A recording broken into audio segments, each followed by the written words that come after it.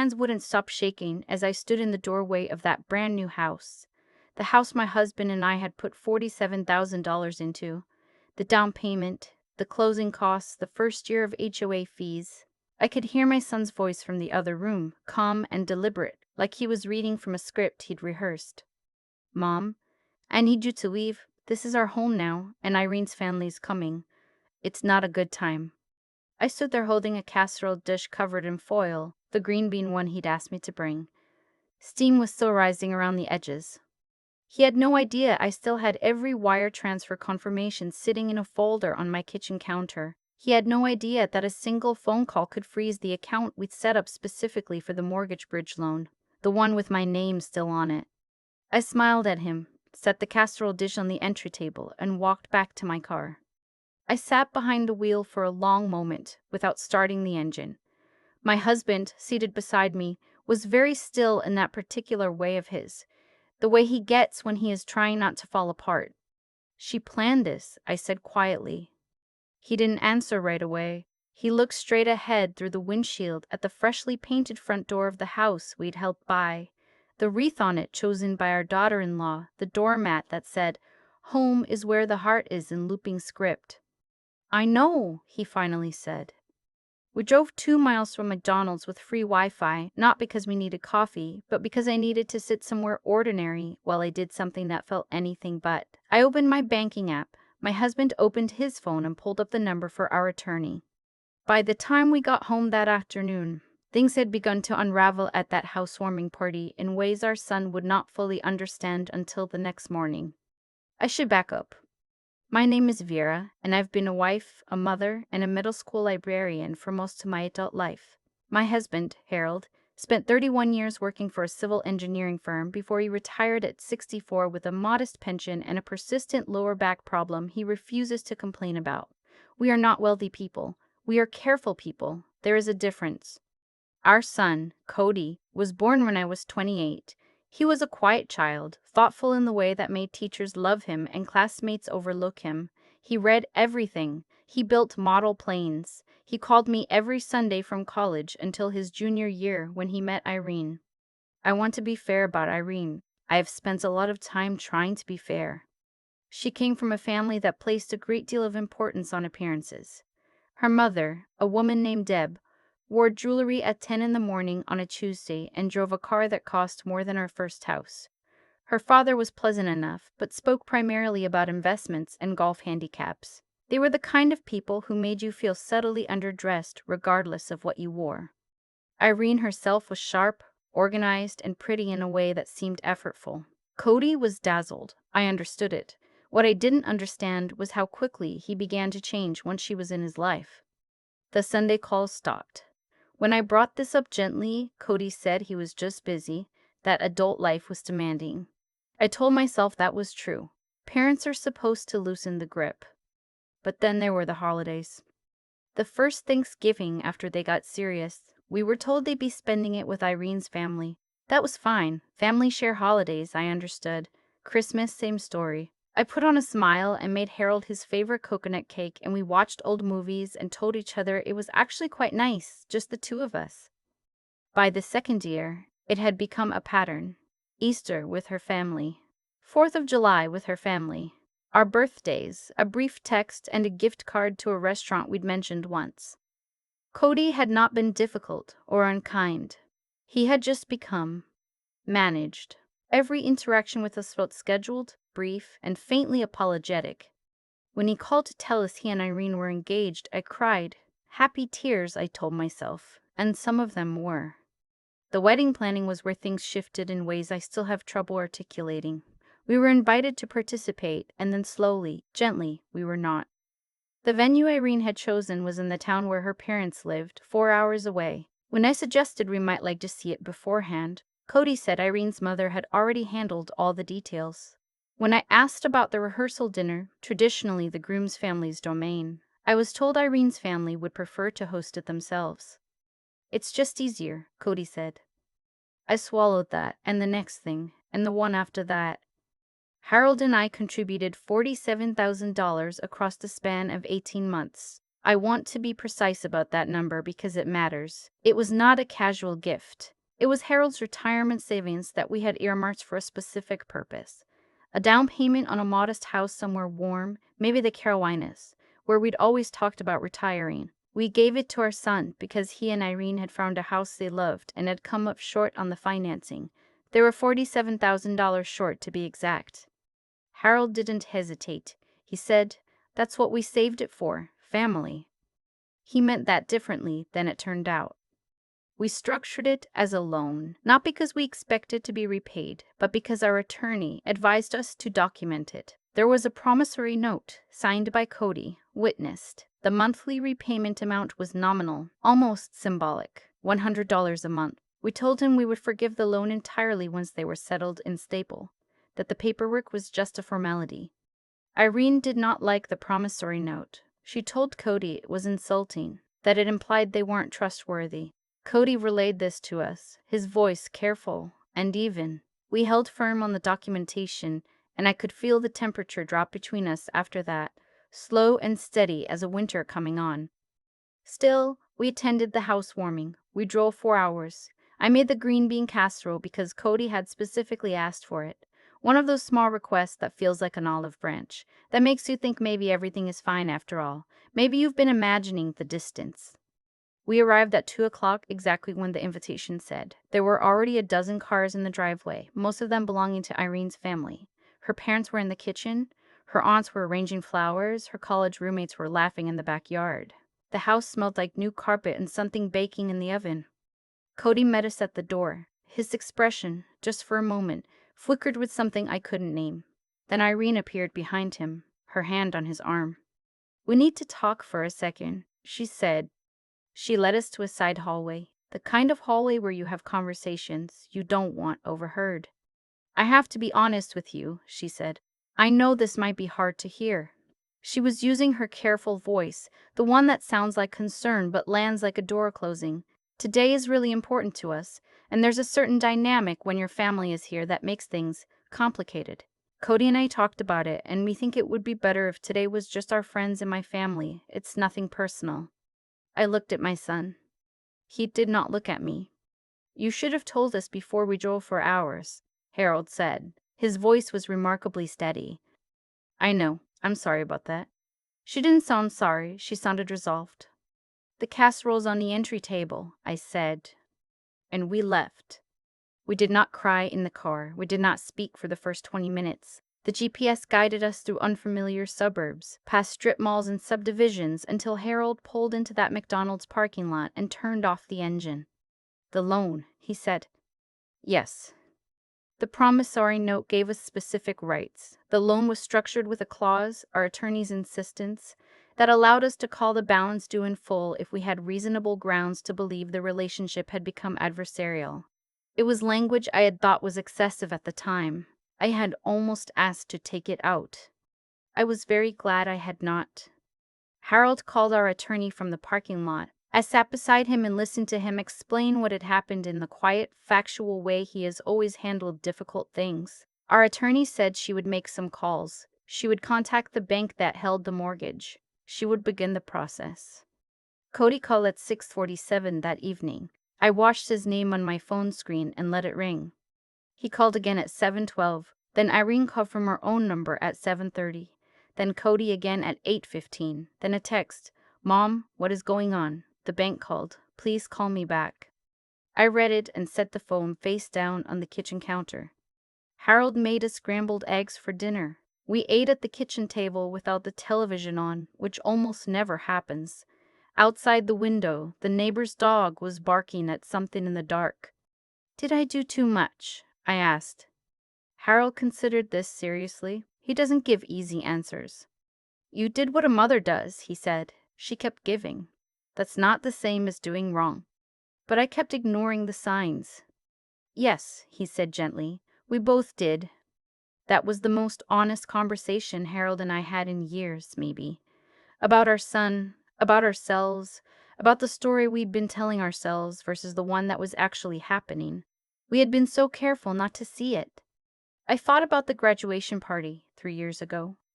Cody had finished his MBA, and we threw a small celebration at our house. Irene had spent most of it on her phone. When I brought out the cake, Harold's favorite coconut, which I'd made for Cody since he was 7, Irene said she didn't eat sugar and made a small face. Not a cruel face, just a face, the kind you make when something is beneath your standards. Cody had not said anything. He'd cut a thin slice and set it on a plate and carried it to the table for her, untouched. I had seen it and told myself I was being oversensitive. I thought about every loan we passed through their hands. The $8,000 for Irene's car when hers broke down right before their engagement. The $3,500 for the wedding florist when they went over budget. The month we covered their rent. 1 month, they'd said, just to bridge a gap. The $47,000 total across 3 years. We had given them somewhere north of $65,000. Harold had calculated it one night. He'd showed me the number on a yellow legal pad and then put it in the desk drawer, and neither of us spoke about it again. That night, lying in bed with my phone on the nightstand, I made a decision. I was not going to be angry. Anger was a luxury I couldn't afford because anger passes and then you're just left with the choices you made inside it. Instead, I was going to be clear. Clear was something I could sustain. The call from Cody came the next morning while I was watering my tomato plants on the back porch. "Mom!" His voice was tight. "The bank sent us a notice. They're saying there's a complication with the loan documentation. Our attorney says someone filed a formal demand for repayment. Did you do this?" "Yes." Silence. "Why?" "Because your wife asked us to leave the home we helped pay for," I said. "In front of her family, after we drove 4 hours. It wasn't like that. It was a miscommunication. She panicked. She gets anxious about these big events and sometimes she doesn't handle it well." I had heard variations of this explanation before. She gets anxious. She's under a lot of pressure. She doesn't always say things the right way. Cody had been translating and softening Irene's behavior for 2 years. He was fluent in it by now. What she said to us was not a miscommunication, I told him. It was very clear. "Mom, you could jeopardize our mortgage. Do you understand what that means? We could lose the house." I did understand what that meant. I had understood it when I sat in that McDonald's parking lot and called our attorney. "I know," I said. "So you're doing this on purpose?" "Cody, we have been doing things on purpose for 35 years. Every loan, every gift, every time your father didn't say a word about the money we gave you, that was on purpose too. The difference is that ours came with love. What happened yesterday didn't." He was quiet for a long time. When he spoke again, his voice had changed slightly, less tight, more lost. "She told me it would be fine, that you'd understand." And there it was. She told you we'd understand being turned away at the door. She said you'd see that she just needed the day to go a certain way, that you might make it about yourselves. I sat down on the porch step, a tomato plant brushed my knee. The morning was soft and gold and completely indifferent to anything that was happening in my life. "Do you believe that?" I asked. "About us?" Another long silence. "No," he said quietly. "I don't think I do." That was the first honest thing he'd said to me in a long time, and we both knew it. Harold and I drove to see a financial planner that week. Not ours.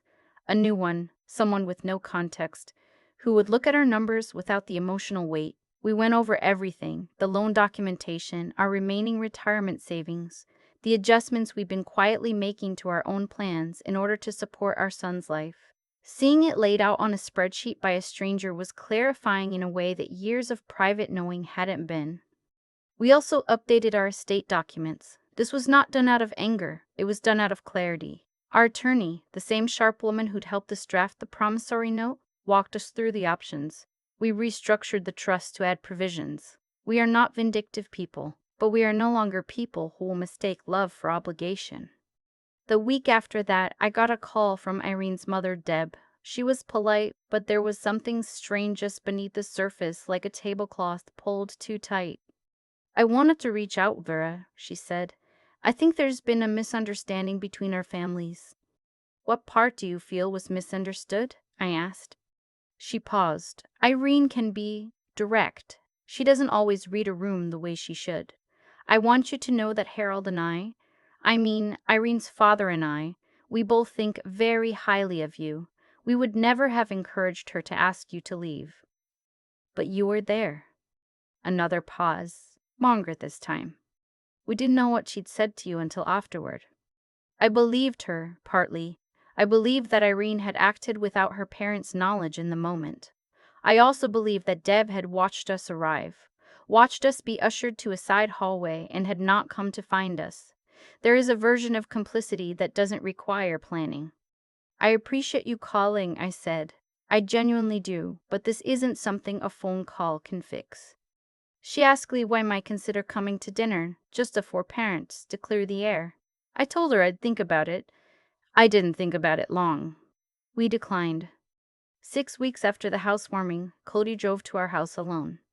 I saw his car in the driveway from the kitchen window and felt something complicated move through me, love and caution in equal measure, which is not how I used to feel about my son's visits. I used to feel only the love. He sat at our kitchen table, the same one he'd done homework at as a child, the same chair. He looked tired in a specific way, not sleep tired but decision tired. Like someone who has been carrying something heavy for too long and is finally setting it down. I've been thinking about things, he said. About a lot of things. I put coffee in front of him and sat across the table. Harold came in from the garage and sat beside me. Cody told us that he and Irene had been in couples counseling since last year, that the housewarming incident had been a breaking point for the counselor too. The third time she'd documented Irene placing conditions on Cody's relationship with his family. That Irene struggled with what the counselor called enmeshment anxiety, a fear of competing loyalties that expressed itself as control. None of this was said to excuse Irene. Cody was careful about that. I should have protected you, he said. Both of you. Years ago I should have. And I kept telling myself she'd come around, that I could manage it, that you were strong enough to handle the distance. His voice dropped. That was selfish. Harold reached across the table and put his hand on Cody's arm for a moment. Just for a moment. Then he picked up his coffee mug. I asked what was happening with their marriage. Cody said they were still working on it, that Irene was committed to the counseling, that he wasn't ready to make any decisions yet. I told him I wasn't asking for decisions. I was asking how he was. He looked at me for a beat. I forgot you did that, he said. Asked how I was and just wanted the real answer. I had not cried to that point in the whole ordeal, not in the car leaving the housewarming, not during the phone calls, not drafting new trust documents. I cried then, very briefly, into my coffee. Harold pretended not to notice, which is also love. The loan situation resolved, not because we forgave it, but because we negotiated it. Our attorney and their attorney worked out a modification. The full amount would remain documented, but repayment terms would be restructured around Cody's actual income and what he could reasonably manage. The mortgage complication was resolved. They kept the house. We retained the documentation. It was not a clean ending. Those don't exist in real life, not in families. But it was an honest one. What changed, slowly, was the texture of our relationship with our son. He started calling on Sundays again, not because I asked him to, but because, he said, he had started to understand what he'd been giving up. The calls were sometimes short, sometimes long, always real. He told me about work. I told him about the tomatoes, about a volunteer program I joined at the public library, about Harold's back and the new physical therapist who was making a genuine difference. Irene was not part of these early conversations, and that was fine. Healing doesn't run on a schedule. Around Thanksgiving, Cody asked if he and Irene could come for dinner. Just dinner, he said, not a weekend, not an obligation. Just dinner. I said yes. I made the turkey and Harold made his sweet potato casserole, and I did not make the green bean one, not that time, just to do something different. Irene arrived carrying a bottle of wine and a fall-scented candle, and she looked, I'll say it honestly, she looked smaller than I remembered. Not physically, just somehow less armored. She helped clear the plates after dinner without being asked. When Harold told a story about a miscommunication at the engineering firm that made Cody and me laugh, she laughed too, genuinely, and for a few seconds it felt like something opening rather than closing. She didn't apologize that night. I didn't expect her to. Some things take longer than a holiday dinner. But before they left, at the door, She turned to me and said, "Thank you for having us." She paused, and I could see her assembling the next sentence carefully. "I want to be better at this. I'm working on it." I told her I appreciated that. I meant it. The following spring, Harold and I finally booked a trip to the Carolinas. Just a week, just the two of us, walking along the coast and eating seafood and going to bed whenever we felt like it. We had been talking about doing something like this for years, and each year there had been a reason not to, something that needed our attention, some gap that needed filling. The first evening, we sat on the porch of the rental house and watched the sun drop into the water. Harold had a beer. I had sweet tea. The waves were making that sound they make, the particular rhythm that empties your head of everything except itself. "We should have done this sooner," he said. "Yes," I agreed. "Not instead of the kids, just also." "Yes." I thought about the casserole dish I'd carried to that housewarming, still covered in foil, still warm, about how I'd set it on the entry table without a word, quietly, as if I were leaving a note in a language no one would read. I don't know why that detail sticks with me more than others. Maybe because it was such a small gesture of care in a moment that had none. Maybe because that is the thing about mothers. We bring food even when the door's closed to us. We bring it anyway. I've thought a lot about what I would have done differently, given the chance to go back. The truth is, I don't know that I would have done much differently earlier on. I loved my son. I wanted to support him. Those are not errors. What I would change is the silence. The number of times I saw something that hurt me and chose not to name it, for the sake of peace, for the sake of not being difficult, for the sake of the relationship I was already, quietly, losing. Naming things is not the opposite of love. Sometimes it is love, and it's just harder to recognize when you're in the middle of it. The following Sunday, Cody called. I was still in the Carolinas, sitting on that same porch with my morning coffee. "How's the trip?" he asked. "It's wonderful," I said honestly. "You should see the light here in the morning." "I want to," he said. "Maybe sometime, if you and Dad were open to it. Maybe we could come down. All four of us." I held the phone and looked at the water. The light was doing exactly what I'd said, that flat, particular gold that makes everything look like it's been taken out of time. "I think we could be open to that," I said. And for the first time in longer than I could easily remember, I meant it without reservation. There's a casserole dish sitting in my cabinet that I almost got rid of after that day. I kept it. I'm not entirely sure why. Maybe because throwing it away would have felt like admitting that the gesture it represented had been worthless. It wasn't worthless. That's the thing I had to keep reminding myself. The love behind it was real, even if the door it was carried to was closed. I've thought about cause and effect a lot since everything that happened with Cody and Irene. Not in some mystical sense, just in the plain observable way that one thing leads to another when you pay close enough attention. Every time I had swallowed something that hurt me, every time I had written a check and told myself the relationship would balance out on its own, every time Harold had shown me a number on a yellow legal pad and we had both gone quiet and put it away, those were choices. Quiet ones, made with love, but choices all the same. And choices compound. That's just how it works. What I understand now is that I was confusing generosity with character. I thought if I gave enough, showed up enough, asked for little enough, that would be proof of who I was, a good mother, a steady presence, someone worth keeping around. But generosity without a backbone attached to it isn't really a virtue. It's just a habit that benefits the people around you at the expense of yourself. The goodness of what you do matters, but so does whether you can look clearly at what's happening and tell the truth about it. I couldn't do that for a long time. I was too afraid of what the truth would cost me. What I didn't account for was what the silence was already costing. The night Cody sat at our kitchen table and said, "I should have protected you." That was the moment I understood something I'd been circling for years. Character doesn't just mean being kind. It means being honest even when honesty is inconvenient, even when the person you love would prefer you weren't. Cody had the kindness. He'd had it since he was small. What he was still learning, at 35, was the harder part, that protecting the people you love sometimes means disappointing the person you've chosen to be with. That took courage. Real courage, the kind that doesn't announce itself. He didn't give a speech. He just drove to our house and sat down and told the truth. I had to grow into my own version of that. Sitting in a McDonald's parking lot calling an attorney was not how I imagined standing up for myself at 63. But that's what it looked like. Not a dramatic confrontation, not a long speech, just a decision, made quietly, that I was no longer going to participate in a version of love that required me to disappear. The strength it takes to hold a boundary when you love someone is not small. People talk about boundaries like they're walls you build to keep others out. They're not. They're the thing that makes genuine closeness possible, because without them, you're not actually in a relationship. You're just in a performance of one. I still bring food when I go somewhere. That hasn't changed.